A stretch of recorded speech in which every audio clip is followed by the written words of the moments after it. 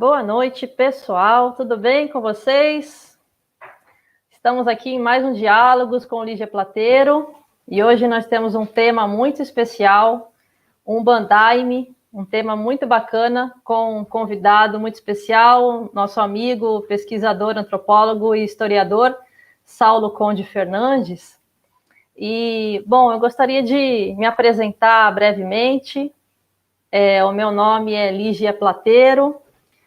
Atualmente, eu faço pós-doutorado no Programa de Pós-Graduação em Justiça e Segurança da UF, no INEAC, e faço parte do Núcleo de Estudos em Psicoativos e Cultura, juntamente com outros pesquisadores, como o professor Frederico Policarpo, entre outros.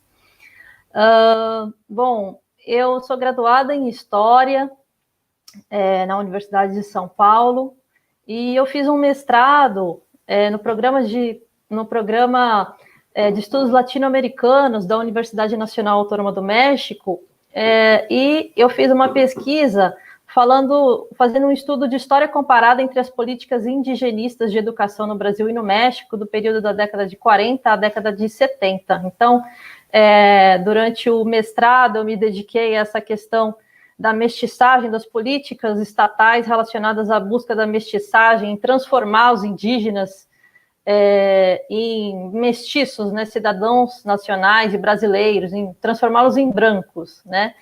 E já no doutorado realizado na UFRJ, no INFIX, aqui no centro da cidade, eu fiz uma pesquisa na área de antropologia, falando das relações e nos diálogos entre uma igreja ayahuasqueira brasileira, o Santo Daime, e um povo indígena Yawanawá do Acre, tratando sobre várias questões associadas às trocas, à predação e às transformações tanto do Santo Daime quanto dos Yawanawá, relacionado então a essa aliança no campo ayahuasqueiro. E hoje nós temos uma live muito bacana com o tema do Umbandaime, que se refere a essa diversificação, né, do Santo Daime dentro do campo ayahuasqueiro. E para falar com a gente hoje eu trouxe o Saulo Conde Fernandes. Eu gostaria de apresentá-lo brevemente, e ele vai se apresentar também depois, mas o nosso amigo Saulo, ele é graduado em História pela Universidade Federal do Mato Grosso do Sul. Ele é mestre em Antropologia pela Universidade Federal na Grande Dourados. A sua dissertação de mestrado trata do tema da Umbanda, da Macumba, né? O Saulo vai falar um pouquinho mais para a gente sobre esse tema. E ele tem diversos interesses de pesquisa relacionados ao Santo Daime e as relações com o xamanismo, as medicinas da floresta. Então, bom, eu vou chamar aqui o nosso amigo Saulo Conde Fernandes. Saulo? Oi, Lígia. Tudo bem? Seja bem-vindo a mais um diálogo. Obrigado. Fico feliz demais pelo convite. É uma grande alegria tê-lo aqui para conhecer mais sobre suas pesquisas, seus interesses de pesquisa. Então, eu gostaria de iniciar o nosso diálogo pedindo para você complementar, né, a sua apresentação, falando um pouco da sua trajetória de pesquisa na história, na antropologia, falando dos seus interesses de pesquisa. Certo. Por favor. E tá tudo legal eu estou falando, porque agorinha estava travando aqui para mim. Eu estou escutando bem. Bem? Então, sim. Tá. Beleza, então. Bom, então, assim, a Lígia já falou, né? Eu sou graduado em História pela Universidade Federal do Mato Grosso do Sul. E quando eu estava na metade da graduação, no ano de 2009, eu tinha que escolher um tema de pesquisa para o meu TCC, né? E no ano anterior, eu tinha conhecido a Umbanda, num terreiro super especial, perto aqui da casa da minha mãe, em Campo Grande, né, na capital do Mato Grosso do Sul. Um terreiro, assim, chão batido, com areia no congá, coisa linda. E eu já era espírita desde criança, já tinha alguma familiaridade com isso. E aí, quando eu conheci a Umbanda em 2008, achei Eu achei, sim, super diferente, né? De início foi até um choque, mas já muito rapidamente já aconteceu uma identificação pessoal muito intensa. E no ano seguinte, 2009, eu elegi a Umbanda como o tema do meu TCC. Eu não tinha lido nada, só conhecia um terreiro, mas falei, é isso, né? E ao mesmo tempo eu também entrei no Santo Daime, né? E aí, no decorrer de 2009 para frente, eu comecei uma pesquisa de campo legal na Umbanda, que eu fui indo em diversos terreiros na cidade de Campo Grande. Eu fui mais de 20 terreiros aqui em Campo Grande. Também fui no Candomblé, na Bahia, alguns lugares assim. Grande parte dos terreiros foram poucas visitas, mas alguns terreiros eu comecei a fazer pesquisa sistemática, de frequentar, de conversar com as pessoas, de fazer até entrevistas formais, né? E aí até que eu acabei começando um trabalho de conclusão de curso ainda na graduação em História, sobre a origem da Umbanda em Campo Grande. Né? Eu fui conhecendo, fui indo atrás até que eu consegui encontrar a pioneira da Umbanda, né, que tinha sido a primeira umbandista aqui de Campo Grande, que era uma senhorinha centenária, né, chama Elzira Conceição. E aí, a partir dali, a partir de quem foi iniciado por ela, né, e aí eu fui, eu escrevi meu TCC a partir disso, né, também fiz amizade com um professor da UFGD, o Mário Teixeira de Sá Júnior, que hoje em dia é meu grande amigo, um grande amigo meu, que também foi meu orientador no mestrado. E desde a graduação eu conheço ele, e aí ele me deu todo o suporte, né? Abriu a biblioteca dele para mim, lia meus textos, conversava comigo sobre, eu passei aí para Dourados, né? E aí a minha ideia era fazer mestrado em História, né? Falei, graduação em História, vamos continuar na História. E aí, quando abri o mestrado em Antropologia, eu ainda estava na graduação, e o Mário falou, olha, a antropologia tem um arsenal metodológico mais potente, né, mais rico para você trabalhar esse tema. E acabou de abrir o mestrado, vem fazer aqui comigo, né, vamos fazer esse mestrado. E aí eu fiz aluno especial em 2012 e entrei em 2013 como aluno regular, né, lá na UFGD, que é a Federal da Grande Dourados. E nisso eu já tinha ido em muitos terreiros, eu tenho, assim, uns 5, 6 cadernos de campo, de muitas anotações que eu fiz desse tempo, que é inclusive um material que está guardado para ser revisitado futuramente. Por quê? Porque nesse meio tempo, eu também fui pegando gosto em pesquisar o Santo Daime, que era o que eu vivenciava mais, porque a Umbanda, eu sempre fui mais como, apesar de ter essa identificação pessoal, eu gostava muito de ir nos terreiros, tomar passe, né? Só que o que eu vivenciava mesmo era o Santo Daime, né? Que desde 2009, eu me fardei no ano de 2009. E aí eu comecei a sentir essa vontade de pesquisar o Daime. E aí, a partir de 2012, né, que eu comecei a fazer entrevistas, né, comecei a conhecer mais igrejas do Daime. Bom, e aí também, a partir de 2014, eu comecei a pesquisar também o xamanismo, porque o Léo Artes veio para Campo Grande para fazer um voo da Águia, né, e eu já estava pesquisando o Daime, já tinha começado a escrever um artigo, não tinha publicado nada ainda, estava escrevendo a dissertação, né, mas como eu tinha bolsa, não estava trabalhando, digamos que tinha tempo hábil para pesquisar algo além, né, da dissertação. E aí, quando o Léo Artes veio, o voo da Águia, eu passei assim uns 4 dias. Ele ficou aqui uns 4, 5 dias em Campo Grande. E aí eu conversei muito com ele, muito, né? E eu gosto muito dessa maneira de fazer antropologia a partir do diálogo, né? Não apenas observando, mas muito mais dialogando, né? Então, eu conversei muito com ele, peguei muita informação com ele. E aí, a partir dali, eu escrevi um primeiro artigo, né, um estudo de caso sobre o voo da Águia. E aí, depois disso, eu comecei a conhecer outros daimistas que também fazem trabalho de xamanismo, digamos assim, né? Ou neo-xamanismo, xamanismo urbano, que a literatura antropológica gosta, né, de nomear, mas que os próprios agentes chamam de xamanismo, né? Uhum. E aí eu conversei com o Elvis do Juruá, que faz a Caboclança Universal. Tem um outro amigo meu, Ronaldo Mendonça, que faz um trabalho que chama Caboclança Oriental. Aí tem o Ronaldo Pereira, filha da madrinha Regina, do Daime, né, do Ceflures, que a gente vai falar um pouquinho depois, explicar o que é Ceflures, que também faz um trabalho, o Voo do Beija-Flor. E aí, nisso, eu, a partir da conversa com esse pessoal, participando em alguns rituais, também com indígenas, fiz amizade com o índio Xauanaua, chamado Lundu Xauan, passei alguns meses fazendo ritual com ele, conversando muito. Aí, a partir disso, também, eu escrevi alguns artigos sobre as medicinas da floresta, no contexto do Santo Daime e no contexto desse circuito neo-xamânico, né, as redes xamânicas contemporâneas, que é essa aliança entre Santo Daime, né, xamanismo pano, neo-xamanismo. E aí eu escrevi também alguns artigos sobre isso, né?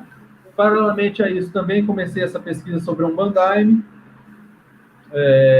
E depois que eu defendi a dissertação, né, sobre a macumba, em 2015, eu não escrevi mais nada sobre a Umbanda, né, deixei tudo paradinho, guardadinho, para um dia eu revisitar, inclusive, na própria dissertação, tem material legal para virar bons artigos, mas no momento, meu interesse maior tá nesse contexto do Santo Daime e suas relações com as outras religiões. Uhum. Muito legal, Saulo, como você consegue, né, aproveitar as suas experiências pessoais, né, isso vários pesquisadores como eu também, suas experiências pessoais acabam se envolvendo no processo de pesquisa, muito bacana, e também, né, tenho muito interesse nesse tema das relações do Santo Daime, entre povos indígenas, xamanismo, então realmente tem muitas coisas para trocar aí.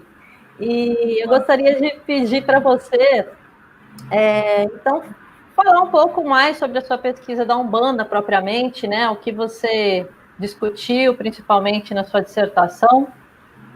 Certo. Bom, então a Umbanda tem um mito fundador da religião, né? Que é a história do Zélio de Moraes, que no ano de 1908, o Caboclo das Sete Encruzilhadas teria incorporado no Zélio de Moraes, que era um adolescente, um jovem de família espírita, e aí essa entidade teria falado que ali estaria nascendo uma nova religião, que era uma religião que atenderia todas as pessoas, que trabalharia com espíritos de ex-escravos e indígenas, né, que são os caboclos, preto velhos. Então, assim, é um mito de fundação dessa religião, né? Não é uma história verdadeira, até porque alguns autores sustentam que esse mito foi escolhido como, né, o nascimento da Umbanda na década de 70, né? Narrando algo que teria acontecido lá em 1908. Né? E aí, o que seria esse processo? São kardecistas oriundos da classe média urbana que teria se apropriado, né, de alguns elementos da macumba, que é uma tradição religiosa tão antiga quanto o candomblé, data de pelo menos metade do século XIX, né? Então eles teriam se apropriado de alguns elementos da macumba e teriam criado uma nova religião, que seria o espiritismo de Umbanda, né? E essa religião, essa nova religião, ela teria depurado a origem africana da macumba, da Umbanda, né? E aí, ao mesmo tempo que nascia essa Umbanda do mito de fundação, que a gente chamou depois de Umbanda branca, Umbanda pura, né, Umbanda esotérica, ao mesmo tempo que nascia essa religião, nascia uma outra religião inventada por eles próprios, que foi a Quimbanda, né? Que seria o quê? O domínio do mal. que seria onde aconteciam trabalhos de magia negra, etc, etc, etc. Né? Bom, e o que é e a macumba? O que é a macumba? Eu estou aqui olhando do lado para dar uma ver aqui o meu roteiro, né? Porque Sim, para não claro. esquecer os detalhes. Então, a macumba é uma tradição religiosa, né, de origem banto, mas também com elementos de origem iorubá, né? São as etnias, né, os grupos étnicos que vieram, né, para o Brasil no decorrer da colonização. E essa tradição da macumba seria o que a gente vê como umbanda hoje: caboclos, preto velhos, exus, pombagiras e herês. Né? Só que é algo muito mais antigo do que 1908. Né? É de pelo menos metade do século XIX, né, a macumba. Então, essa umbanda kardecizada, num ideal eugênico, né, numa tentativa de branqueamento, ela depurou os elementos africanos da macumba, como o uso de atabaques, o uso de pólvora, né? Tem muitas umbandas que usam pólvora, explosões de pólvora, sacrifício de animais, principalmente, o uso de cachaça, de fumo. E aí eles criaram essa modalidade, o espiritismo de umbanda, que seria uma umbanda kardecizada, né? Totalmente influenciada pelo kardecismo. Acontece que a umbanda, ela sempre foi diversificada, sempre houveram várias umbandas. E esse modelo kardecizado, ele não se tornou dominante, né? Na primeira metade do século XX, quando criaram esse espiritismo de umbanda, né, montaram uma federação de umbanda, né, no ano de 1939 e fizeram um congresso nacional de umbanda em 1941, né? E nesse momento a literatura umbandista ela era quase que toda oriunda desse segmento da umbanda kardecizada, né? Só que já na década seguinte já começou a aparecer intelectuais umbandistas que defendiam a origem africana da umbanda, que defendiam práticas como o sacrifício de animais. Então, o discurso da diversidade já tomou conta dos congressos nacionais de umbanda posteriores, porque o primeiro congresso foi em 1941, e aí o segundo congresso foi acho que 1961, e o terceiro 1970 e pouco. Então, só nesse primeiro, que esse discurso da Umbanda kardecizada, né, desse modelo de espiritismo de Umbanda, dominou. Não tinha espaço para as outras Umbandas. Só que como no decorrer da década seguinte começou a aparecer outros intelectuais, a gente chama de intelectuais umbandistas, que seriam, né, umbandistas que escrevem livros, uma literatura êmica, uma literatura nativa. Esses congressos que tiveram na década de 60 e 70 já aderiram ao discurso da diversidade, né? Tem várias umbandas, tem a umbanda que trabalha com sacrifício de animal, tem a umbanda, né, que é assim assado e assim por diante, né? Então, esse modelo que a gente chama de umbanda branca, ele não se tornou o modelo dominante, né? Inclusive, muitos autores, antropólogos, sociólogos, eles dizem que o modelo popular de Umbanda, né, que seria essa que eu vou explicar já, mas que é essa Umbanda mais próxima da tradição da Macumba, do Candomblé, da Quimbanda, eles seriam mais numerosos do que esse modelo de Umbanda branca. Mas o modelo de espiritismo de Umbanda não se tornou dominante, porém o nome pegou, porque todos os outros terreiros que já faziam trabalhos, né, com caboclos, pombagiras, exus, etc, etc, que eram terreiros de macumba, que é uma tradição religiosa, aproveitando da legitimidade social que o nome Umbanda conquistou perante a sociedade mais ampla, a partir da ação desse pessoal da Umbanda kardecizada, né, desses criadores do espiritismo de Umbanda, eles aproveitaram, os outros umbandistas aproveitaram o nome, né? Deixaram de ser macumba, que era um nome pejorativo e continua sendo, né? Tanto é que é um nome pejorativo, muitas vezes, até dentro dos próprios setores afro-brasileiros, né? Que falam, não, macumba é um instrumento musical. Macumba pode até ser um instrumento musical, mas macumba também é uma tradição religiosa muito antiga, tanto quanto o candomblé. Então, todos os praticantes de macumba aderiram ao nome Umbanda, né? E aí foi surgindo novas formas de Umbanda, né? Bom, então o que a gente consegue perceber é que o que é inerente a essa religião é a sua diversidade, né? Existem muitas formas de se praticar Umbanda, né? De se tocar trabalhos de Umbanda, e as particularidades de cada pai de santo, né? Então, assim, o que a gente pode ver como certo quando a gente fala de Umbanda é que é uma religião muito diversificada. E aí houveram diversos pesquisadores, né, que se utilizaram de conceitos, teorias para pensar, para refletir, escrever sobre essa diversidade, né? Então, os primeiros pesquisadores utilizavam muito o conceito de sincretismo, né?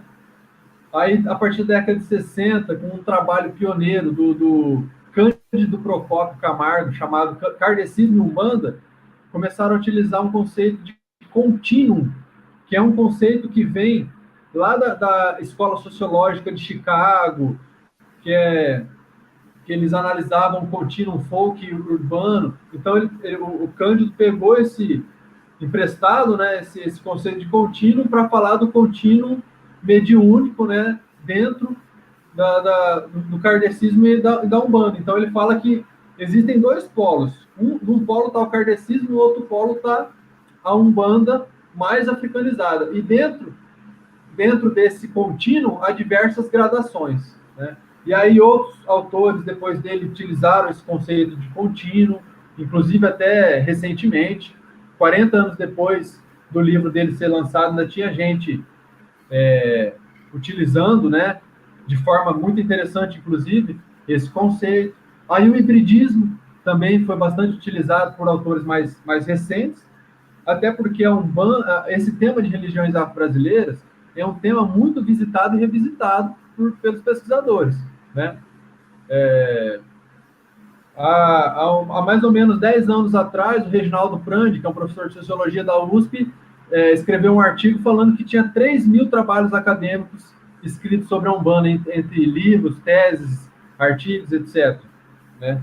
E de lá para cá, né, em uma década, então, assim, é um tema muito, muito revisitado. E aí o conceito de hibridismo também foi bastante utilizado, né?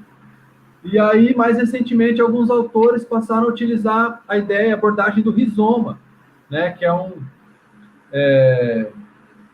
espécie de conceito que vem da biologia, né, e sofre uma metamorfose, vai para a filosofia através do Gilles Deleuze e Félix Guattari, né? Então, a ideia de rizoma seria mais ou menos assim: o rizoma é um imenso mapa, né, sem centro, né, sem raiz, um mapa onde existem inúmeras possibilidades de conexões, né?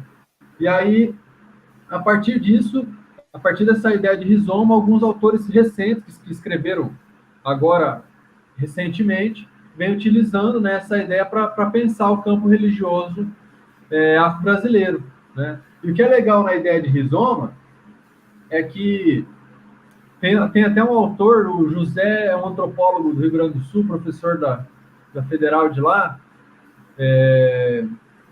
acho que é José Carlos Anjos, o nome dele. É muito interessante o trabalho dele, ele tem um livro publicado, a dissertação de mestrado dele, No Território da Linha Cruzada, Cosmopolítica Afro-Brasileira. É bem interessante que ele vai utilizar a ideia de cosmopolítica, de rizoma, e aí ele fala que nas religiões afro-brasileiras existe uma lógica rizomática que vai muito além da ideia de sincretismo, que propõe fusões, né? Ele fala que na lógica brasileira não existe essas fusões. O que existe são conexões, onde o diferente permanece conectado com o diferente, deixando essas diferenças persistirem. Por exemplo, num terreiro, ele pesquisou muito na linha cruzada, que é, entre aspas, a quimbanda lá do Rio Grande do Sul, né? Ele fala assim, num terreiro de linha cruzada, ou de batuque, mas principalmente da linha cruzada, pode ter um caboclo que chama Ogum, um orixá que chama Ogum, né? E os dois continuam sendo diferentes. Um é caboclo, o outro é orixá, eles têm o mesmo nome, mas eles não se fundem, não tem uma... Sabe? Então, assim, a lógica rizomática é interessante para a gente pensar essa diversidade do campo religioso afro-brasileiro.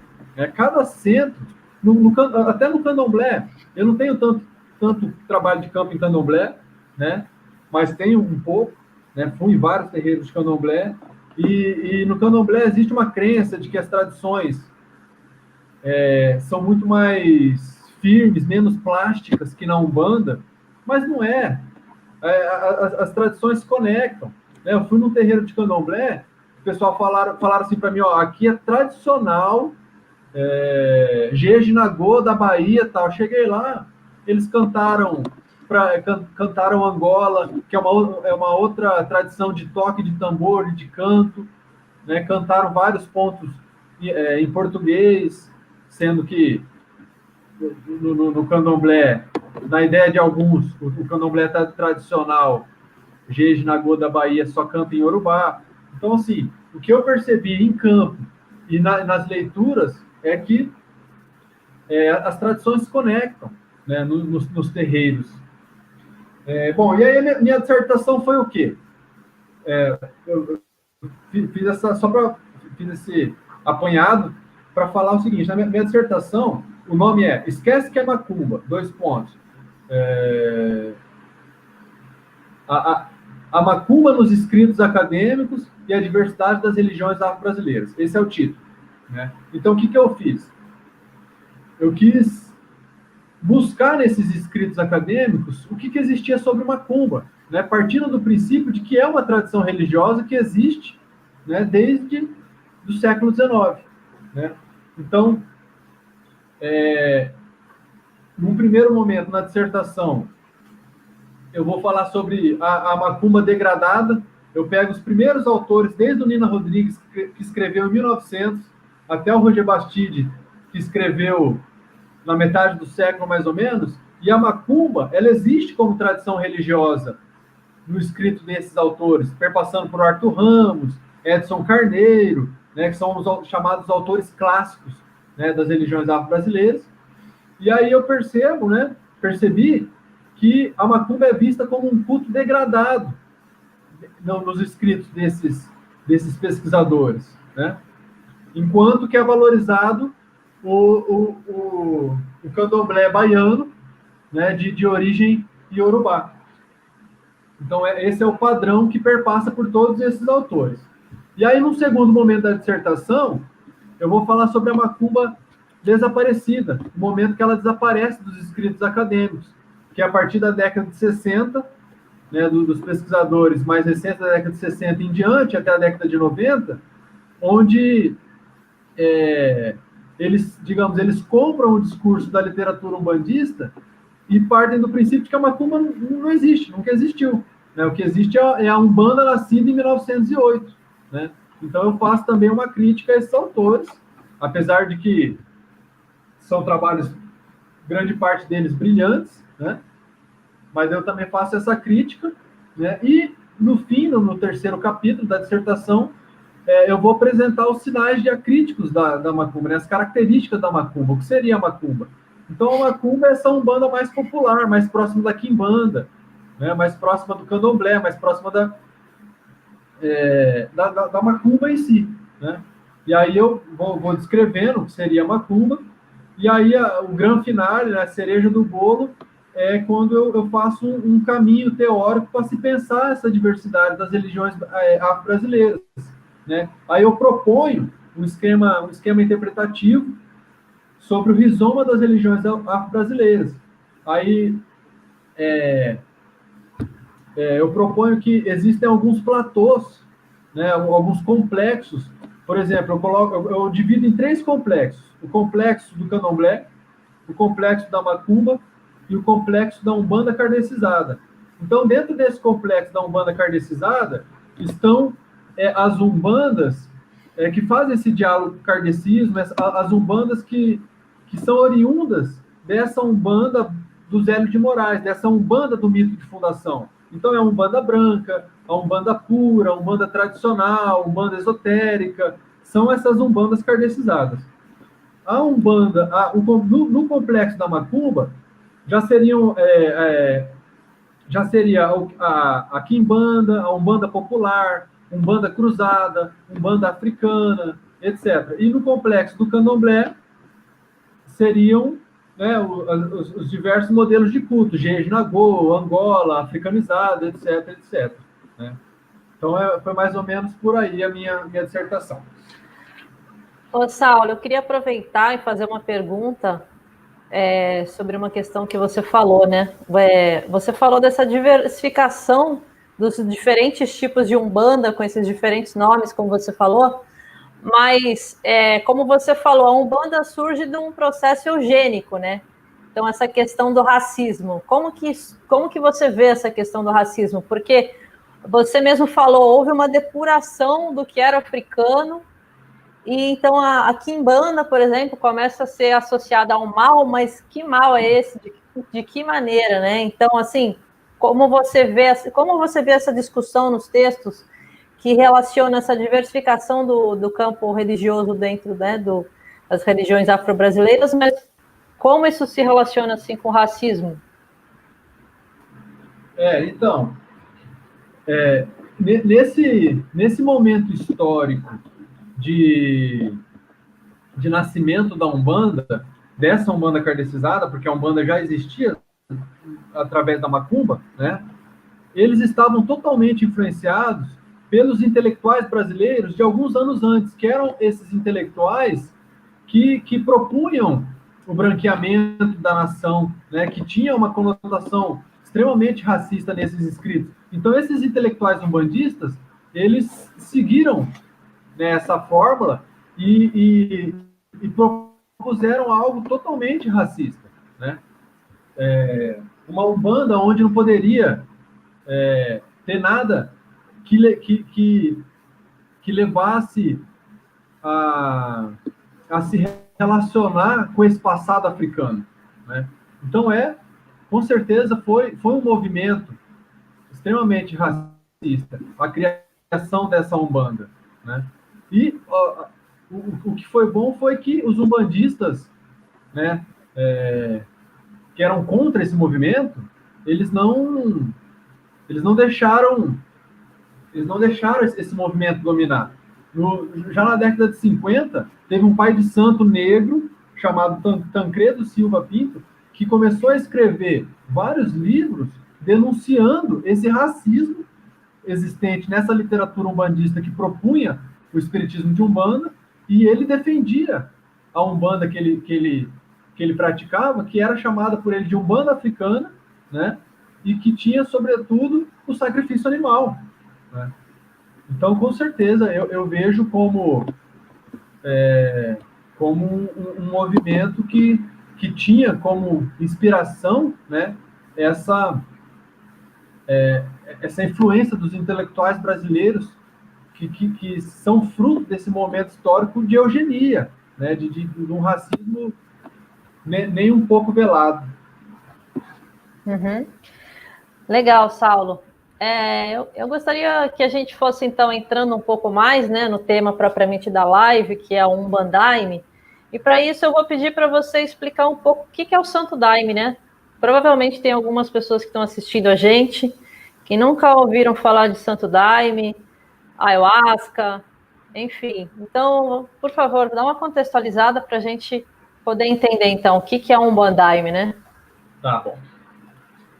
Bom, então o Santo Daime é uma religião ayahuasqueira brasileira, né, que foi se formando a partir de 1930, através do Raimundo Irineu Serra, conhecido posteriormente como Mestre Irineu, que era um homem vindo do Maranhão para a região da floresta amazônica, mais precisamente o Acre. Ele era um negro de 2,10 metros de altura, né, e E segundo o mito de fundação da religião daimista, foi a própria Virgem Maria que teria dado para ele a missão de criar uma santa doutrina no planeta Terra, né? Bom, o Santo Daime tem como elemento ritualístico principal a ingestão da bebida psicoativa ayahuasca, né? Essa bebida ela é feita através da decocção, né? Se cozinham o cipó Banisteriopsis apis, também conhecido como jagube, mariri, e da folha Piscotria viridis, né? Também conhecida como rainha ou chacrona. É assim que se faz o ayahuasca, cozinhando esses elementos, né? Então, o elemento principal da religião daimista é a ingestão da bebida ayahuasca, acompanhada da execução musical de hinos, né? Que são cânticos que são recebidos diretamente do mundo astral, né? Do mundo superior, através da inspiração, da intuição, etc., né? E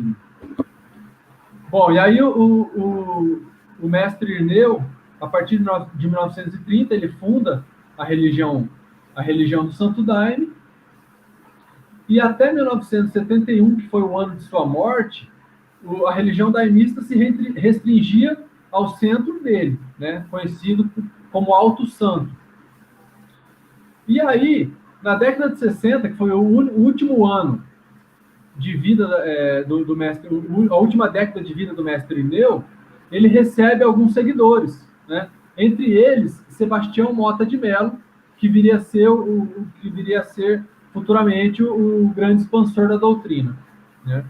E aí, em 1971, o mestre Irineu faz a passagem, né?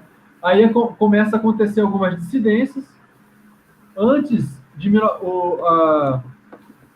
o Sebastião Mota de Mello, conhecido como Padrinho Sebastião, ele funda uma nova vertente em 1974, porém, antes disso, já houveram outras dissidências, 2 outras dissidências.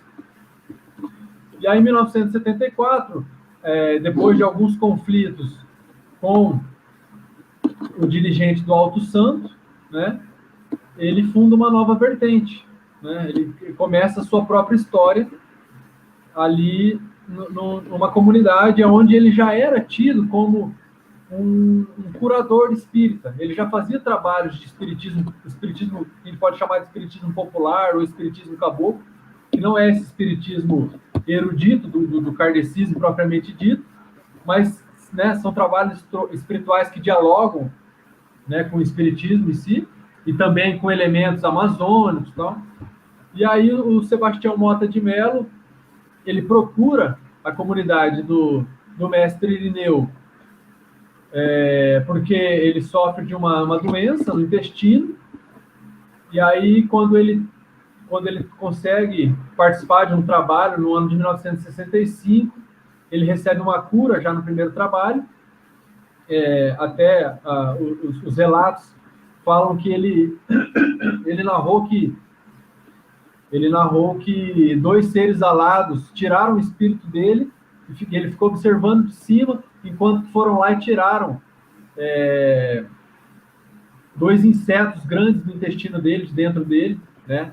E isso é interessante até fazer um parênteses, que esse tipo de cura é muito comum em diversos modelos de xamanismos tradicionais, né? Que é tirar insetos, larvas do corpo para se alcançar, né, quando o xamã tira isso do seu corpo para se alcançar a cura.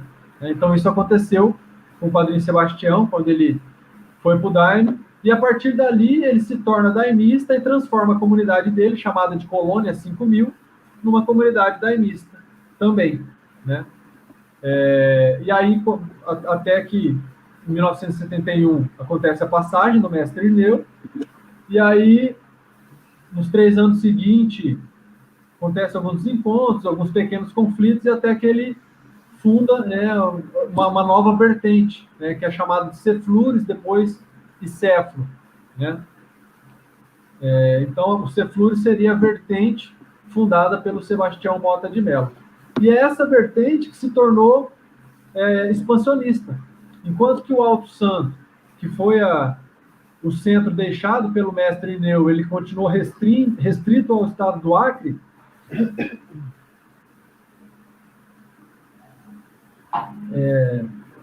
a vertente do Sebastião Mota de Mello começa a se expandir para os centros urbanos.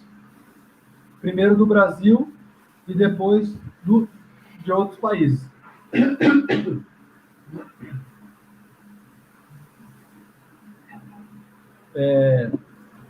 E aí que é interessante que essa vertente do Padrinho Sebastião, ela começa a adotar uma série de inovações que não existiam na versão original do Santo Daime deixado pelo mestre Ineu, né? Uma delas é a adoção dos rituais de Umbanda, que a gente vai falar daqui a pouco, e outra inovação, que é a mais polêmica, é a adoção da cannabis, né? Vulgo maconha, né? A adoção dessa planta de poder no seu arsenal de medicinas, né? No seu arsenal de plantas psicoativas. Então, ele transforma a cannabis em Santa Maria, né? Ele traz toda uma aura sagrada para a cannabis, né? E aí ela se torna um elemento ritualístico central também junto com o Santo Daime, nesta vertente, né? E aí isso acaba fazendo com que eles enfrentam uma série de conflitos dentro do próprio campo religioso, também teve problemas com a polícia, né? Mas isso a gente pode falar uma outra hora. Mas essa vertente expansionista, né, o Ceflures, fundado pelo Sebastião Mota de Mello, ela se tornou um imenso circuito, para utilizar o conceito de circuito do José Magnani da USP, um imenso circuito presente em pelo menos 43 países, né, como afirmam a Bia Labate e o Glauber Assis, num dos artigos deles. Tem notícias de rituais daimistas acontecendo em pelo menos 43 países, né, sempre nesta vertente expansionista, nessa vertente do Padrinho Sebastião. Então, podemos chamar essa rede, né, de um circuito daimista por onde circulam pessoas, por onde circulam substâncias, né, por onde circulam informações, tradições, saberes, né? Então, é mais ou menos por aí. Uhum. Bem legal, Saulo. Então, eu vou pedir para você, já que você contextualizou para a gente, né, a expansão do Santo Daime, o que é o Santo Daime, como ele se expandiu, se diversificou, para você continuar falando, então, dessa questão da diversificação, tratando especialmente da aliança com a Umbanda, né?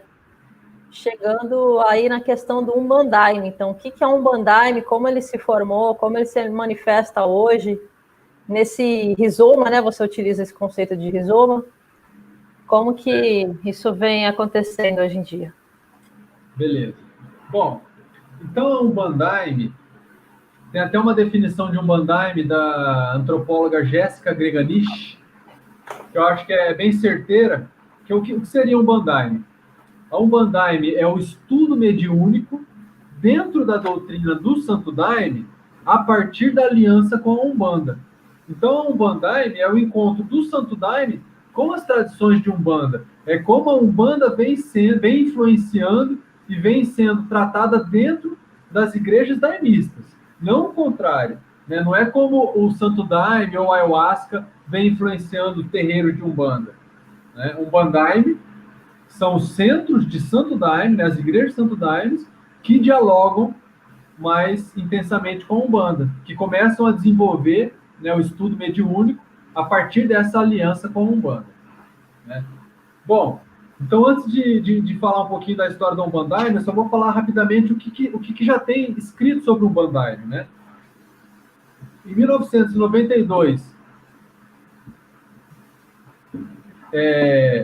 a Maria Beatriz Guimarães, ela é uma antropóloga, publica uma dissertação de mestrado, né, sobre a Umbanda, o primeiro trabalho acadêmico sobre o assunto, né, que faz uma etnografia do centro de Umbanda da Baixinha, que como falaremos aqui em seguida, é uma personagem histórica principal, né, dentro do que é o Umbanda.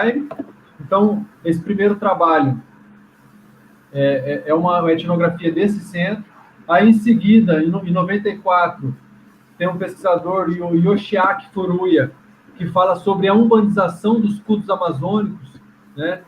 Só que ele comete um equívoco, porque ele coloca a Barquinha como Santo Daime, como um exemplo de umbanização do Santo Daime, né? Mas como a gente sabe,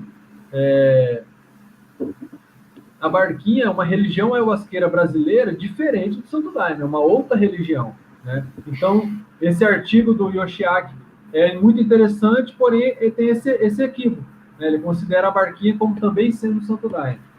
Aí, em 2004, o Clodomir Monteiro, que inclusive foi o primeiro antropólogo a escrever uma dissertação de mestrado sobre o Santo Daime, em 1983, né? Em 2004, ele publica um artigo na coletânea Uso Ritual da Ayahuasca, que é uma coletânea bem famosa, né, organizada pela Bia, pelo Vladimir Sena, pela Bia Labate. Aí ele publica um artigo sobre a miração e incorporação dentro do Santo Daime, em que ele vai falar alguns elementos, né, sobre esse diálogo com a Umbanda, porém ele apresenta poucos dados, né, poucos vieses interpretativos, né, então não caminha muito. Aí até que em 2007, o Antônio Alves Júnior, que é o G. Marx, né, o pessoal do Daime conhece ele como G. Marx, inclusive está até respondendo um processo, né, de assédio. O G. Marx publica uma dissertação sobre a inserção da Umbanda no Santo Daime, que é um dos trabalhos mais completos sobre o assunto, né? Apesar de que tem algumas interpretações dele que eu não concordo, mas é um trabalho bem completo. Aí depois, na tese do José Erivan, que é sobre os hinos, publicado em 2008, ele também menciona o Umbanda.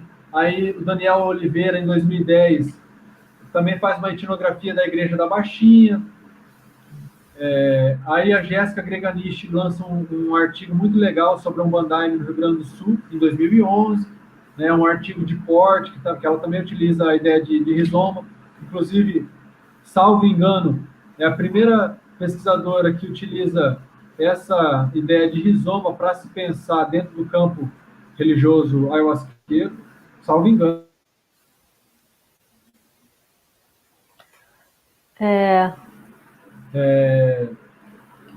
Deu uma travadinha. Deu uma travadinha, mas agora voltou. Eu queria aproveitar e pedir para os alunos, alunas ou pessoas que estejam assistindo para ir preparando suas perguntas, podem ir colocando suas perguntas no chat, que ao final nós vamos fazer uma sessão de respostas, tá legal? Uma rodada de perguntas e respostas. Então tá legal. Pode continuar, Saulo. Tá. Aí, em 2012, o Celso Luz, que é um cara que frequentava a igreja do G. Marx, ele também tem um trabalho sobre a Umbanda na área de ciência da religião. Aí depois o Álvaro Russo, um antropólogo da USP, também faz um trabalho sobre a Umbanda, ele faz uma etnografia de 3 centros de Umbanda.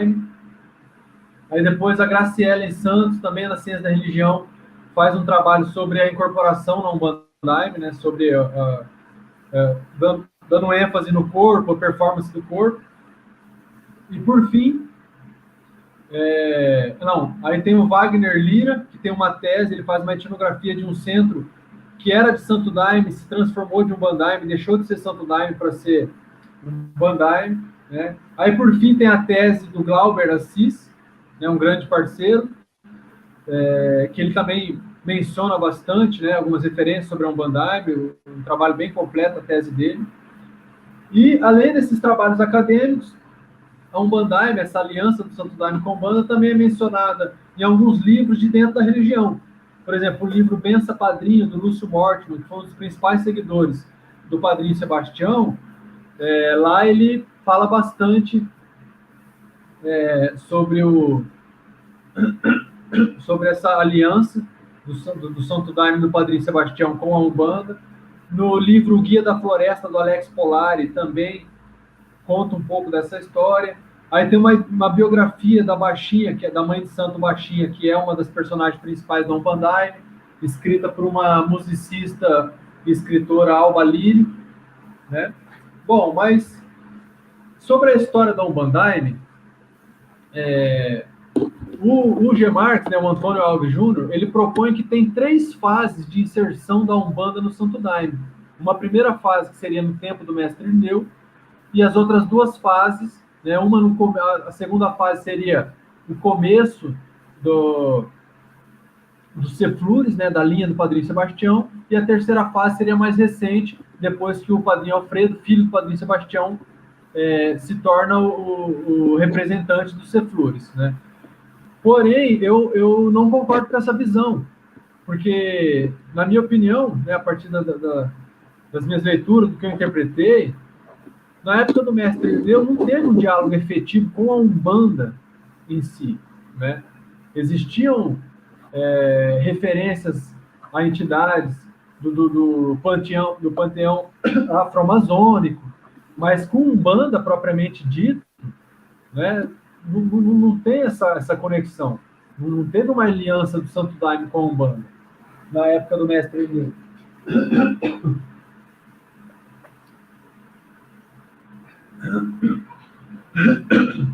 Então a Umbanda teria chegado ao Daime de fato a partir do Padrinho Sebastião Mota de Mello, né?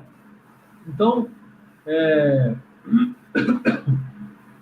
eu considero que a inserção da Umbanda no Santo Daime, ela se deu através de 2 movimentos. O primeiro movimento teria sido a chegada do macumbeiro Ceará na comunidade do Colônia 5000, né, do Padrinho Sebastião, no ano de 1977. Né? Ele era chamado assim.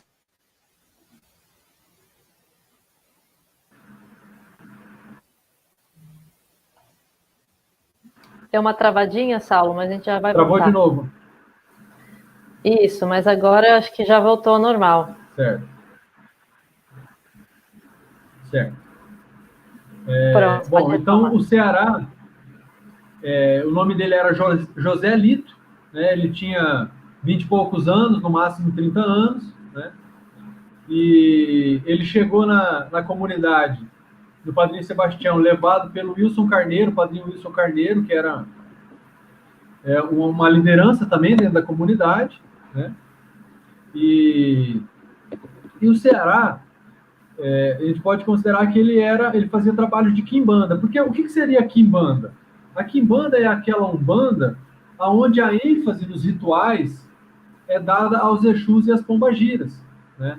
E as umbandas, as outras umbandas, a ênfase geralmente é dada aos caboclos ou aos preto velhos, né? Os chefes dos terreiros são caboclos, né? Ou algumas vezes preto velhos. E na quimbanda não, né? Quase nenhum terreiro, são pouquíssimos terreiros que se autodenominam como quimbanda. Sempre é como umbanda. Mas você consegue diferenciar o que é uma umbanda branca de uma umbanda quimbanda a partir da ênfase que é dada a essas entidades. Quando a linha da esquerda, que é os Exus e as pombagiras, tem maior espaço ritual, né? Tem o maior poder de decisão dentro dos rituais, essa seria a quimbanda. Enquanto que a umbanda branca, né, a ênfase é dada aos caboclos e aos preto velhos. Então, o Ceará, ele praticava essa umbanda quimbanda, né? Ele incorporava caboclos, preto velhos, porém, o que ele mais trabalhava, né, os rituais que ele mais fazia, eram os rituais com Exus, né? E aí ele chegou na comunidade e ele já, muito logo, ele já tirou a ordem da comunidade, porque ele começou a fazer uma série de rituais dentro da comunidade, autorizados pelo Padrinho Sebastião, né? Que segundo os relatos dos seus seguidores, ele já tinha sido avisado em sonhos, né, e mirações que ele teria que lidar com essa situação e tudo mais, né? Mas a questão é que, durante um tempo, quase meio ano, o Ceará, ou um pouco mais que meio ano, o Ceará foi autorizado pelo Padrinho Sebastião a frequentar a Colônia 5000 e a fazer os seus rituais. E ele não veio para tomar daime, para participar dos rituais do Santo Daime. Ele frequentava a Colônia 5000 para fazer os seus próprios rituais. E aí ele fazia rituais com os Exus. Ele tinha esses Exus, ele trabalhava com as entidades desses Exus mais conhecidos, como o Exu Tranca-Rua, o Exu Caveira, Zé Pilintra, mas ele também tinha alguns Exus bem particulares dele, como Pinga Fogo, Galo Preto, etc.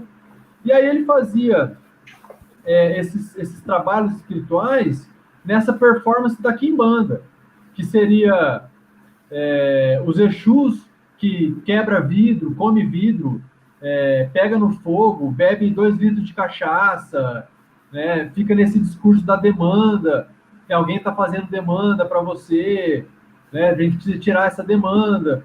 Então, essa performance da Quimbanda era o que o Ceará fazia. Porém, ele também trabalhava com as outras linhas, mesmo que muito timidamente, muito pouco, mas ele também trabalhava. Então, ele era, né, de certa forma, um bandista. Ele era um bandista, porém, sua ênfase ritual era nessas entidades da esquerda. E aí, durante um tempo, pelo fato de que ele estava sendo autorizado pelo Padrinho Sebastião, ele frequentou a comunidade, ele atrapalhou a ordem dos trabalhos, porque houveram, inclusive, trabalhos que foram cancelados de última hora, porque ele pediu para não fazer o trabalho, para todos irem no trabalho dele, coisas desse tipo, né? Ele desequilibrou a ordem da comunidade do Padrinho Sebastião com a sua presença, né? E, paralelamente a isso, ele também era muito carismático, né? Um verdadeiro showman, conversava muito bem com as pessoas, e até que ele teve um fim muito trágico, né? Porque durante o período que ele esteve lá, ele desposou algumas mulheres casadas da doutrina, né, da comunidade de Sebastião Mota de Melo, né? Ele era tido como um grande feiticeiro pelos seguidores do Padrinho Sebastião, né? O Ceará é considerado como um grande feiticeiro, e aí ele desposou essas mulheres, né? E aí, até que com o passar do tempo, tem até os relatos dizem que teve um trabalho de São João, no ano de 77, em que houve uma transformação da comunidade, e daquele momento em diante o Ceará não teve mais poder, não tinha mais espaço para ele. As pessoas não apareciam mais nos trabalhos dele, ele perdeu sua força dentro da comunidade. E em seguida, pouco tempo depois, a entidade dele, o Exu Tranca-Rua, pediu para tomar daime. A própria entidade pediu, né? E aí, a partir dali, eu acho que ele tomou daime 1 ou 2 vezes apenas, até que os maridos traídos, né, por ele, né, que desposou as mulheres, se juntaram, pegaram o Ceará, castraram ele e depois assassinaram ele, né? Então, ele teve um fim muito trágico. Essas pessoas foram a júri popular 2 vezes no estado do Acre, e as 2 vezes eles foram absolvidos como crime de honra, entrava nessa prescrição que não existe mais, né? Crime de honra, e eles foram absolvidos por nessas 2 vezes que foram a júri. Mas o que é interessante pensar é que essa presença do Ceará já injetou elementos da Umbanda na doutrina do Santo Daime, porque tem até alguns relatos que falam que o Padrinho Sebastião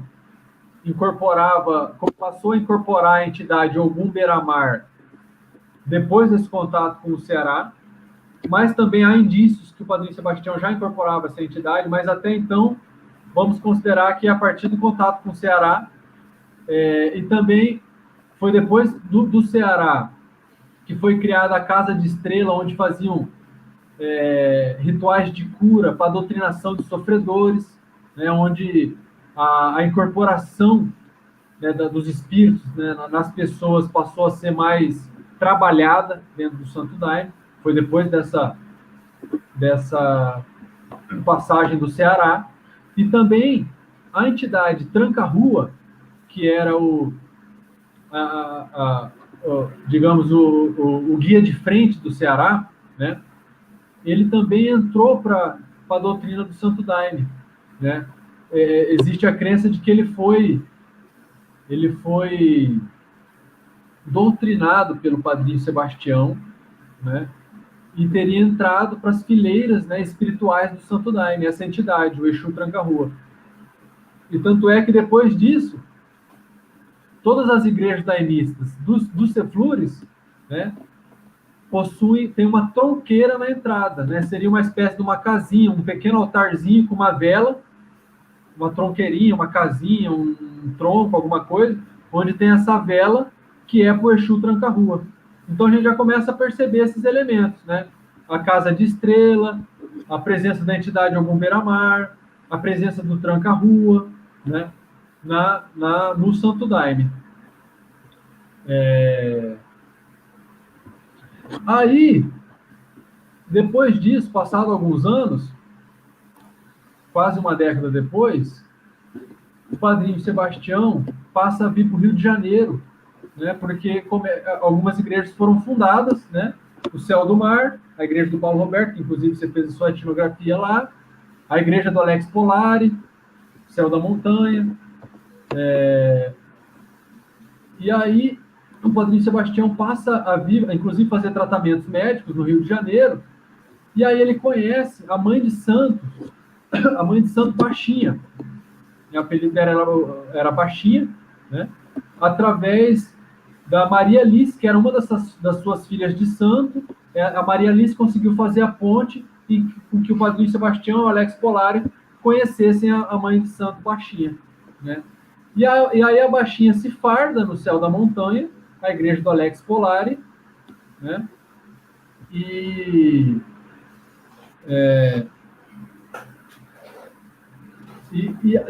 essa aliança com a Umbanda começa a acontecer de uma forma muito mais intensa.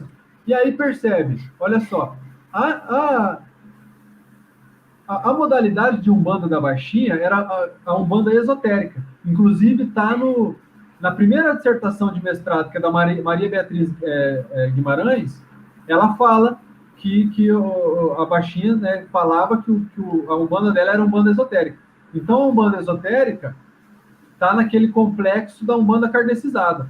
Já a Umbanda do Ceará, essa Umbanda aqui em Banda do Ceará, está no complexo da Macumba. Então, a Umbanda chegou no Santo Daime primeiro através da Macumba, primeiro através da Quimbanda, para depois vir e se estabelecer definitivamente no Santo Daime, né, com a Baixinha, com a Maria Alice e outras mulheres que mudam, a Maria Alice muda para o Mapiá, né, começam a acontecer giras lá.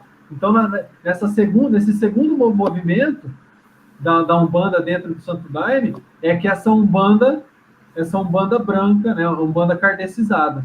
Mas a chegada da Umbanda do Daime, no Daime mesmo, primeiramente, é através da Quimbanda, né, com a agência do Ceará.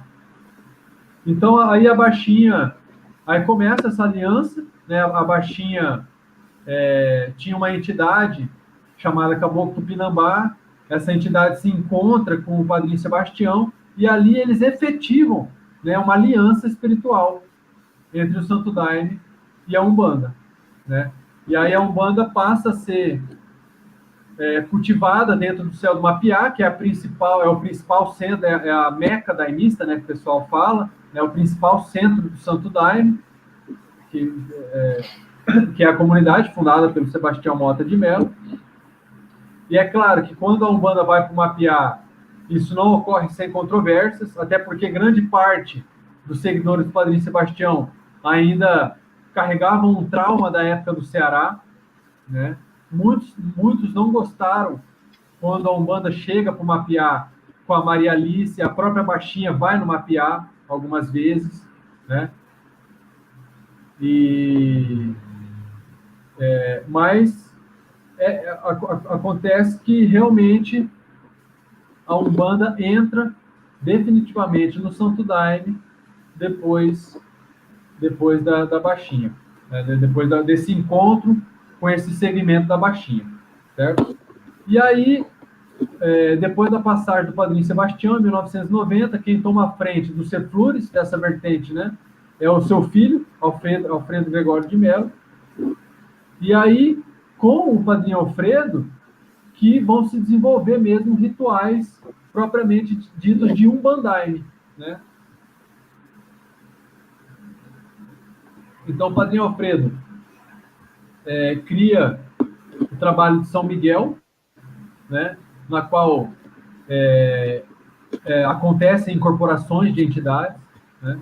Aí, paralelamente a isso, eles criam um outro trabalho também, que é o trabalho de mesa branca, que seria um pouco mais amplo que o de São Miguel, né?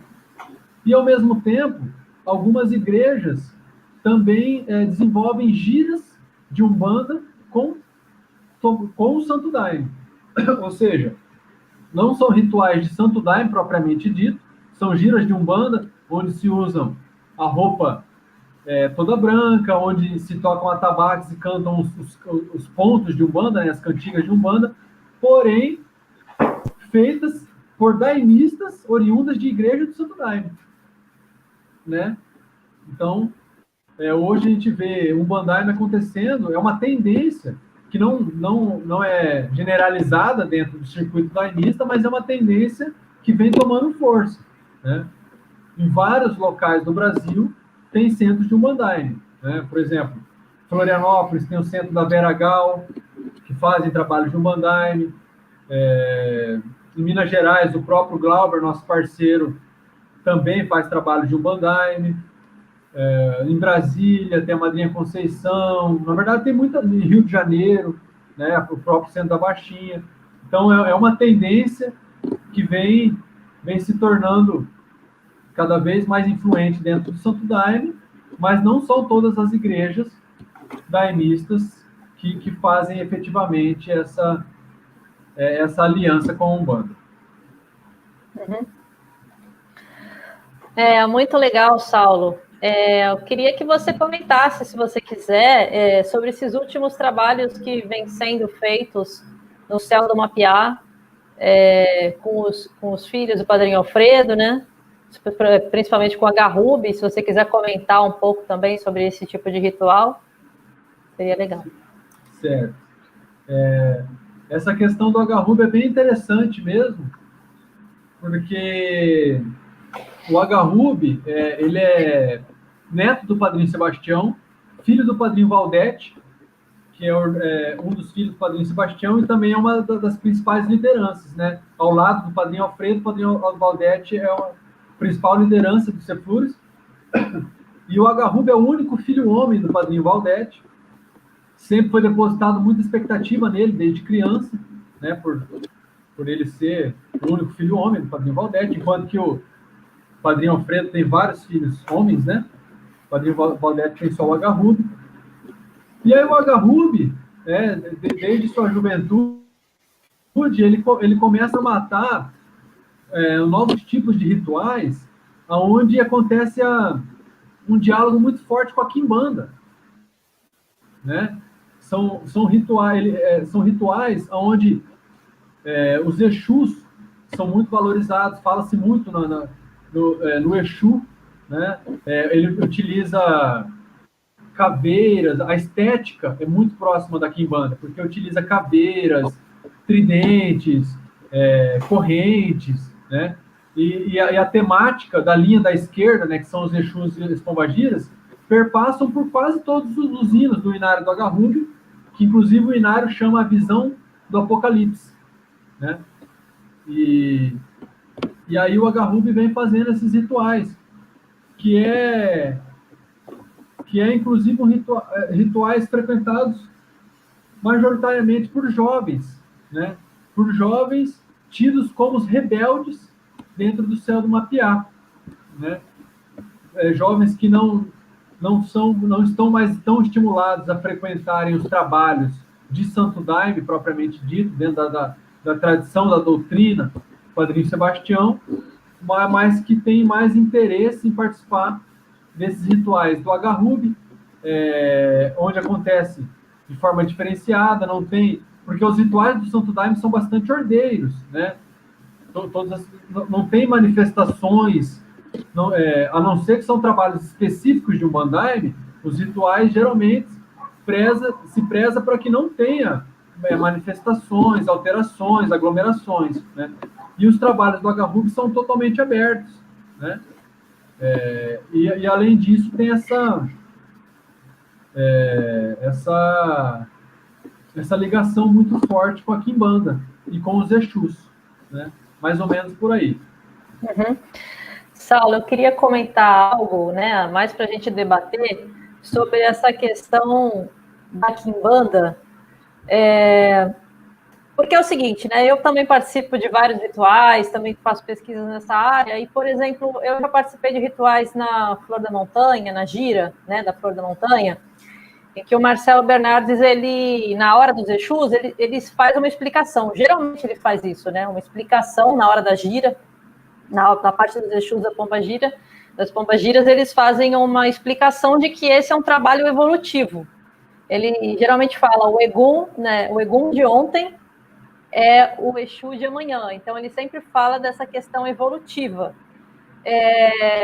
dos espíritos, né, que tem a ver com essa questão do espiritismo, kardecismo, né, acredito que está relacionado com isso, essa noção do ritual, com a performance ritual no sentido da evolução do espírito, né? E a gente também vê aqui no Rio de Janeiro, né? Como você falou, eu fiz uma etnografia aqui na Igreja Céu do Mar, em que também houve uma ligação muito forte com a Baixinha, né? Da Baixinha do Oxum, na década de 80, e inclusive faziam giras também no Céu do Mar junto com a Baixinha, mas houve desentendimentos entre os dois, houve uma ruptura. E no Céu do Mar houve a elaboração de um outro ritual que eles não falam no Céu do Mar que existe um Bandaime lá, existe, inclusive o Padrinho Paulo Roberto não gosta desse termo, porque também existe essa busca de diferenciação entre as igrejas, né? Uma busca de autonomia, enfim, uma busca de legitimidade de um trabalho separado, né? Um protagonismo, digamos assim. E também há essa questão da evolução dos espíritos. Existe muita presença de Exus e Pombagiras, né?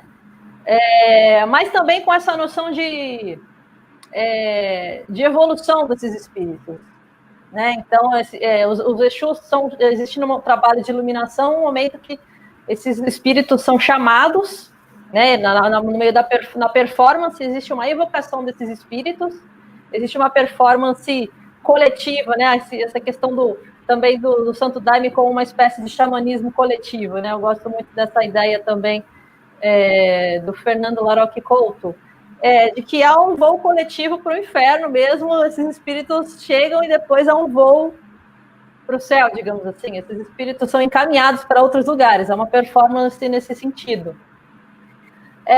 Então eu me questiono um pouco se é só a questão da presença dos Exus, ou se está relacionado também com essa questão da evolução dos espíritos, porque esse trabalho do Agarrube, o que eles falam? Eu não sei se você tem mais tipos de informações sobre você e o Glauber, né, que estão fazendo esse texto, né, que você está explicando aqui para a gente.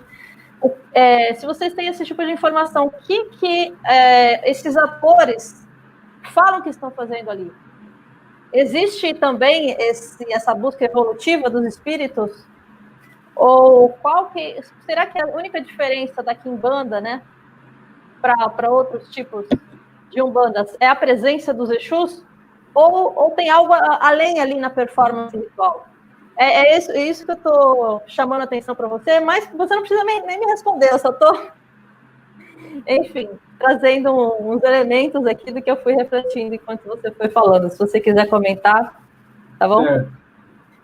Então, essa visão evolutiva, ela é bem próxima mesmo da Umbanda kardecizada, né? que, inclusive, essa Umbanda kardecizada, ela propõe que tem Exus batizados, que seriam os Exus que já estão num processo de evolução espiritual e já trabalham para o bem, e os Exus pagãos, que são aquelas entidades em que ainda não estão trabalhando para a evolução da humanidade e que fazem o que quiserem, o que der. Inclusive, o Marcelo Bernardes, que você citou, ele fala mesmo aqui, inclusive, o Egum de ontem é o Exu de amanhã e o Caboclo de depois de amanhã.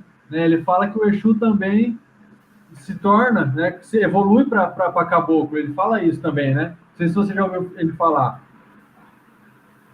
Sim, aí eles fazem uma escala, né? De Exu para Caboclo, para Preto Velho, para criança. Tem uma linha evolutiva também entre as entidades, né? Interessante. Mas é interessante e você vê que, assim, com certeza, essa visão do Marcelo Bernardes não deve ser uma visão hegemônica. Eu acho que existe uma diversidade de interpretações em relação a isso daí. E aí, por exemplo, que nem a questão do Agarrub. A questão do Agarrub, eu acho que ele está mais próximo mesmo de uma cosmopolítica uma cosmopolítica da Quimbanda, que não vê assim tudo nessa ótica da evolução espiritual. Até porque na África não tinha esse maniqueísmo bem e mal cristão, né? É uma perspectiva bem diferente. Então eu acredito que o Agarrub talvez ele possa estar mais próximo de uma cosmopolítica diferenciada, né? Inclusive tem até uma passagem que aconteceu no Facebook, e eu gosto também de fazer etnografia, né? Ficar no Facebook ali, nos grupos de Daime, vendo o que sai, o que não sai dali. Aí uma vez eu vi uma situação que eu achei assim intrigante, mas que trazia reflexões. Um violeiro famoso do Daime postou assim, escreveu assim: como que pode um irmão dar viva Lúcifer e depois viva São Miguel, né? Aí o Agarrub viu que era para ele e respondeu. Falou assim, respondeu mais ou menos assim: viva o príncipe das trevas e viva São Miguel. É o positivo e o negativo resplandecendo no salão. Mais ou menos assim, né? Então, eu não creio que o Agarrub esteja nessa ótica da evolução, que o Egum se torna um Exu, que se torna um Caboclo. Eu acho que ele tem uma cosmopolítica um pouco diferenciada. Porém, eu não o conheço ainda. Né? Eu quero muito conhecer, conversar com ele, quem sabe eu consiga. Né? Porque, para mim, a etnografia tem que ser feita no bate-papo. A gente tem que conversar e perguntar, né, para os nossos interlocutores o que eles acham, o que eles não acham. Então, eu preciso conhecê-lo para ter uma visão um pouco mais firme disso daí. Mas eu acho que é por aí. Show de bola, Saulo. Eu gostaria agora de fazer duas perguntas que colocaram aqui no chat. Inclusive, se outras pessoas quiserem fazer perguntas, a gente vai entrar agora nessa sessão das perguntas. Então, uma pergunta de Sara Cristina de Carvalho. Ela pergunta: tem algum trabalho sobre a inserção do Daime na Umbanda e não da Umbanda no Santo Daime? Então, ela está perguntando essa questão de pesquisas da inserção do Daime na Umbanda. Certo. É interessante isso também, porque quando a gente fala de Umbandaime, a gente está pensando nas tradições daimistas dentro do contexto, as tradições umbandistas dentro do contexto daimista. Mas tem também o contrário, né? Existem muitos terreiros de Umbanda que estão angariando essas tradições ayahuasqueiras, essas tradições daimistas, né? Aí existe a Umbanda Ayahuasca, existe Aya Umbanda, né? Bom, agora de trabalho acadêmico, eu sei que o professor Wagner Gonçalves, da USP, que é um dos principais antropólogos do Brasil, ele fez um projeto de pesquisa exatamente sobre isso, sobre a influência dos rituais do Santo Daime dentro dos terreiros de Umbanda. E aí esse projeto de pesquisa resultou na dissertação do Álvaro Russo Júnior, que o nome da dissertação é Na Boca da Mata.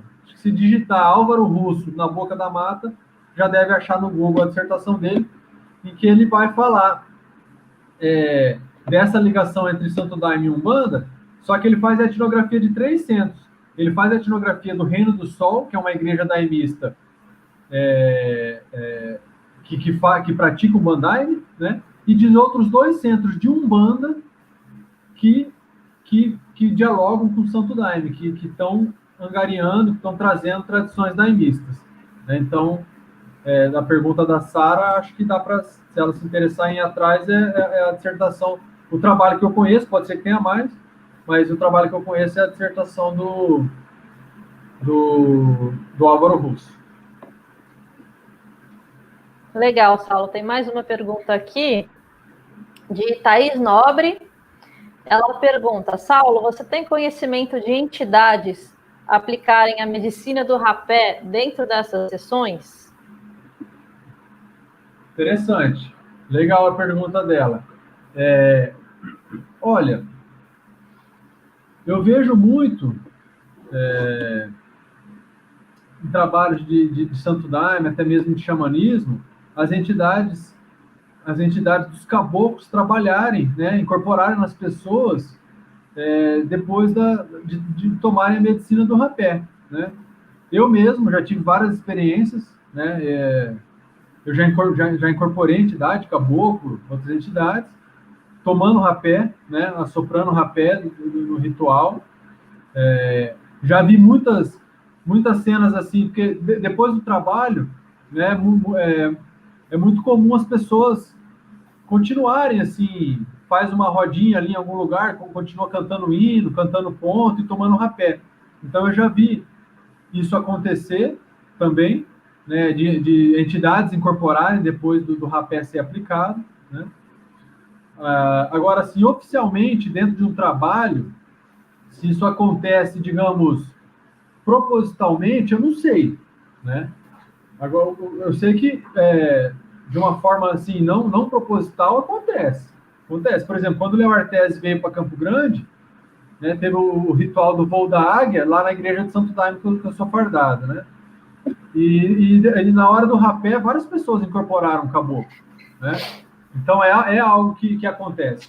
O que eu ouvi dizer, não tenho certeza, mas acho que a Lígia pode responder para nós, talvez, é que eu ouvi dizer que a madrinha Nonata, né, que é a dirigente do Céu do Mar, ela tem um trabalho de doutrinação de sofredores, no qual ela também aplica rapé em pessoas que estão incorporadas. Você já ouviu alguma coisa mais ou menos assim, Lígia? Olha, Saulo, pelo trabalho de campo que eu fiz, que foi de 2015 a 2017, né? Foram 2 anos, eu nunca vi isso. Inclusive, existem várias falas, né, da própria madrinha Nonata de falar assim, né? Tem muita gente aqui que pensa que é pajé, dão muitas broncas, né? Tem um discurso muito de tentar criar controles informais sobre o uso do rapé, porque o rapé foi uma medicina que foi adotada no Santo Daime e muitas pessoas começaram a, digamos, não sabiam direito como utilizar. Então, as próprias lideranças foram inventando novos controles sobre o uso das medicinas. E pode ser que isso tenha acontecido e eu nunca tenha visto. Pode ser que isso já tenha acontecido, mas eu vi, na verdade, o oposto. A tentativa de controlar o uso do rapé para que as pessoas não usem no meio das sessões, mas que usem no começo, principalmente nas suas casas, e ao final, mas a produção de vários controles informais sobre isso, do tipo não passar rapé em novatos e visitantes, e valorizar o Daime, né? Porque valorizar cada vez mais o Daime e criticar um pouco o rapé Não no sentido de, assim, na verdade eles falam, realmente é uma medicina tão potente como o daime, mas até por isso ela tem que ter muito respeito e ser utilizada com certas regras, não de qualquer maneira.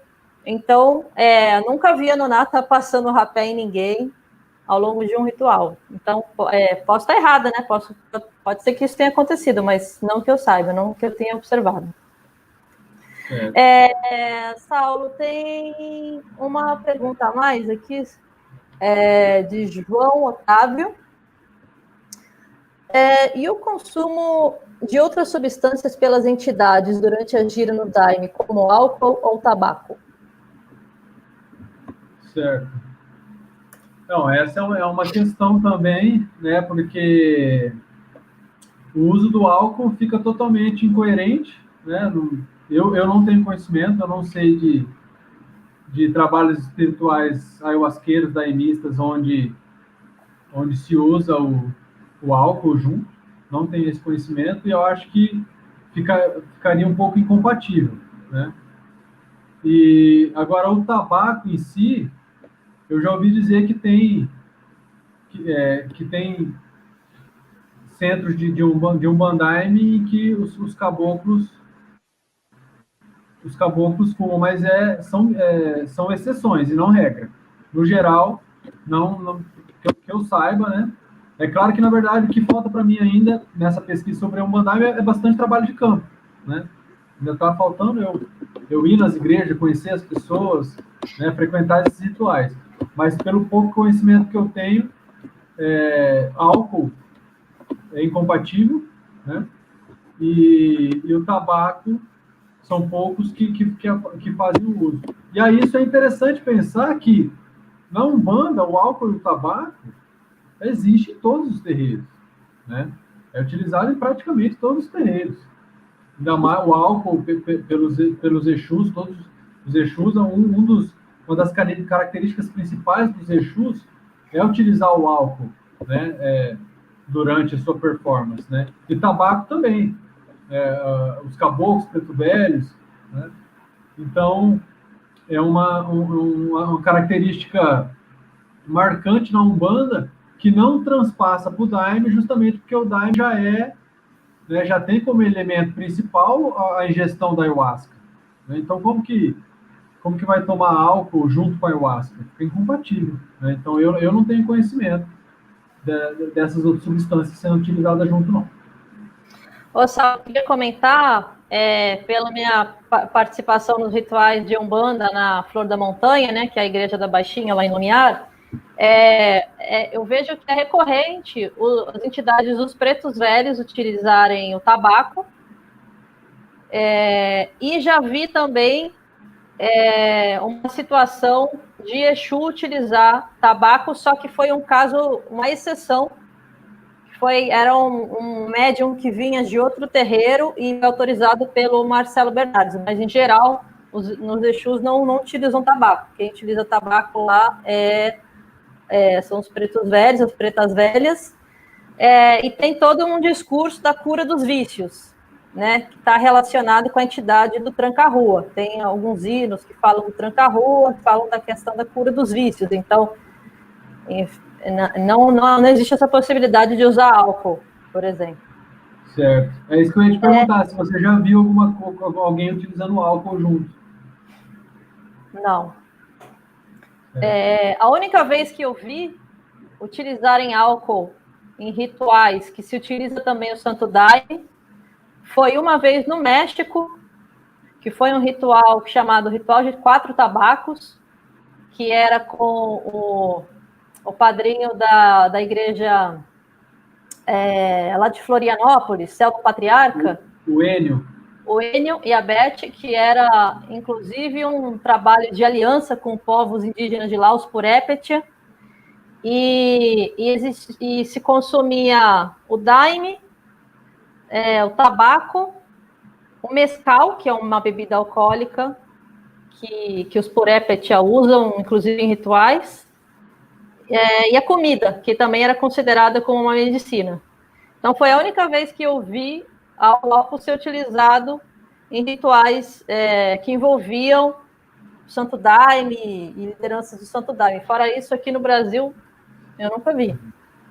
O que eu já vi também de álcool, tem numa outra religião chamada Ogboni Ifa, que é um culto africano, né, feito na África, e aqui no Brasil, lá na África, eles utilizam a iboga no culto, e aqui no Brasil eles utilizam a ayahuasca. Tem apenas 1% dessa vertente, é um culto africanizado, não tem sincretismo com nada de afro-brasileiro, é africanizado mesmo, né? E está no interior do Rio de Janeiro, esse centro, e eles utilizam a ayahuasca. Para eles, a ayahuasca é Niorum, não é chamado de Daime nem nada, não tem ligação formal nenhuma com o Santo Daime, né? E lá tem alguns rituais que o álcool está presente também, né? Então é o único contexto que eu tenho conhecimento que existe o álcool junto, né? Do resto eu não conheço, não tenho exemplos para trazer. Ô, Saulo, eu queria fazer mais um comentário, que é algo que sempre me intrigou, né? Porque as pessoas falam muito de Umbandaime como se fosse uma coisa única, né? Você falou dessa diversidade. Mas, por exemplo, lá na Flor da Montanha, na Igreja da Baixinha, é interessante porque existem pessoas que vão só nos rituais de Umbanda, né? No ritual de Umbanda, na Ogira, que se toma o Daime, e tem pessoas que vão só nos rituais de Santo Daime. Então, eu geralmente não escuto falar de Umbandaime, porque as pessoas falam, você é da Umbanda ou do Santo Daime? Ou você é dos dois? É claro que, enfim, muitas vezes as coisas que os nativos falam não é da mesma maneira como os antropólogos vão depois nomear as coisas, mas eu acho interessante que na própria Igreja da Baixinha, que é fundamental dentro da formação do Umbandaime, essa palavra não é tão corrente assim. Muitas pessoas falam, eu sou Umbanda, e realmente não vão nos trabalhos de Santo Daime, no calendário, né? Vão somente nas giras. Mas também vão nesse tipo específico de Umbanda, no qual se pode beber a bebida ayahuasca, né? Então é bem bacana isso, interessante. É interessante que o termo, que nem você falou, o termo Umbandaime, são poucos que advogam para si o uso desse termo, né? Apesar de ser um termo que ficou famoso, né? Que muita gente fala sobre ele, mas não é um termo utilizado pelos próprios praticantes, né? São poucas pessoas. Inclusive o Padrinho Alfredo, né, que são as lideranças dos Ceflures, não falam que a gente faz Umbandaime, que eles fazem Umbandaime. Eles falam que eles fazem Santo Daime. Mas, assim, para mim, o que marcaria bem a Umbandaime seriam esses rituais que a gente chama de banca aberta, né? Os rituais que permitem a incorporação das entidades, né? Que é o trabalho de São Miguel, o trabalho de Mesa Branca, porque são rituais de Santo Daime, as pessoas utilizando, né, a indumentária, a farda, são cantados hinos, né, e não pontos, apesar de que no trabalho de Mesa Branca também canta um pouco de ponto, mas é cantado o inário do Santo Daime, e, ao mesmo tempo, os Exus, e principalmente os caboclos, né, os preto velhos, podem incorporar e trabalham. Então, eu acho que esses rituais específicos que marcariam bem, né, o que seria um Umbandaime, né, essa mistura mesmo da Umbanda com o Santo Daime. Uhum. Saulo, muito obrigada, adorei a nossa live, e a gente está chegando ao fim. Eu agradeço demais e gostaria de pedir para você falar algumas palavras finais, se você quiser complementar alguma coisa, falar alguma coisa. Acredito que não temos mais perguntas. Então, é isso, Saulo. Pode ficar à vontade. Então, o que eu queria mesmo era agradecer o convite, fiquei muito feliz, né? Me sinto honrado em estar aqui conversando contigo, né? A gente tem várias parcerias juntos, inclusive estamos organizando um livro, né? Eu, você, o Glauber, Maria Bethânia, sobre o Santo Daime, e quero cada vez mais estreitar essa amizade, essas parcerias. E, bom, e sobre o assunto que a gente falou hoje, eu acho que assim, eu vou sempre pela defesa da diversidade, né? A gente tem que parar com essa ideia de achar que o nosso modelo de ritual é sempre o certo e o do outro é o errado. Acho que o interessante é justamente essa lógica rizomática que eu falei lá atrás. É as diferenças existirem, persistirem e se conectarem nas suas diferenças. Né? Então, valorizar a diversidade. Se eu faço aqui o meu Umbanda de um jeito e o colega faz um Umbanda de outro jeito, tá tudo certo, né? O importante é cada um respeitar a linha do outro, né? E manter esse respeito à diversidade. Mas é isso, agradeço demais por estar aqui conversando com você hoje, com essa galera que estava acompanhando aqui, que mandou perguntas. Só gratidão. Muito obrigada, Saulo. Foi um grande prazer tê-lo aqui. Também quero estreitar essa amizade, essa parceria. E agradecer muito também as pessoas que nos acompanharam, os alunos, alunas, pesquisadores, pesquisadoras, amigos que estiveram aqui com a gente. E agradecer também ao pessoal do Psicocult, né, Núcleo de Estudos em Psicoativos e Cultura lá da UF, que sempre nos apoia. Agradecer também a Tainá Bastos, que nos acompanhou aqui, nos ajudou no chat. Ela é aluna do Programa de Pós-Graduação em Justiça e Segurança lá da UF, faz pesquisa sobre feminicídio, é um pouco envergonhadinha, não gosta de aparecer muito, mas sempre está aqui com a gente nos ajudando, então muito obrigada, Tainá. E é isso aí, gente, esse vídeo vai ficar disponível na internet. Se você gostou, por favor, dá um joinha, compartilha, para a gente continuar levando boas ideias para onde essas ideias precisam chegar. Tá bom? Obrigada a todos, grande abraço e tudo de bom. Até a próxima. Valeu.